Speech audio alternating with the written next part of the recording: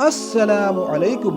इस वीडियो में हम नाखून तराशने के मुतालिक चंद सुन्नतें और चंद आदाब के बारे में बात करने जा रहे हैं। नंबर 1, हर जुमा के दिन नाखून काटना चाहिए, ये एक सुन्नत के ज्यादा करीब है। नंबर 2, नाखून काट कर गंदी जगह पर उसे नहीं फेंकना चाहिए। नंबर 3, नाखून काट कर उसे दफन कर देना चाहिए।